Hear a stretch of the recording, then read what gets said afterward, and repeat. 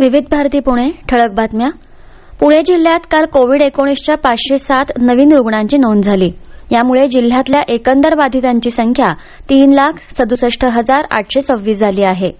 कोविड-19मुळे काल जिल्ह्यातल्या 12 रुग्णांच्या मृत्यूंची नोंद झाली असून मृतांची एकंदर संख्या आता 7,699 झाली आहे.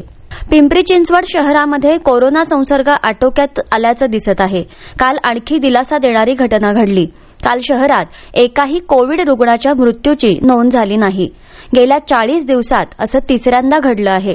पिंपरी चिंचवड शहरामध्ये बाधितांचा आकडा 95,563च्या घरात गेला असून यापैकी 92,083 जणांनी कोरोनावर मात केली आहे. सध्या 752 रुग्णांवर उपचार सुरू आहेत. ब्रिटनमध्ये कोरोनाचा नवा विषाणू आढळून आल्यावर राज्य शासनानं यासंदर्भात कडक पावले उचलली असून पुणे महानगरपालिकेनेही अत्यावश्यक काळजी घेतली आहे.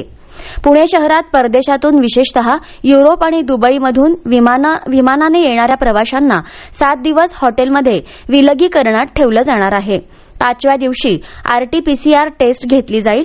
7 दिवसानंतर त्या प्रवाशांना घरी विलगीकरणात ठेवलं जाणार आहे, अशी माहिती अतिरिक्त आयुक्त रुबल अग्रवाल यांनी दिली.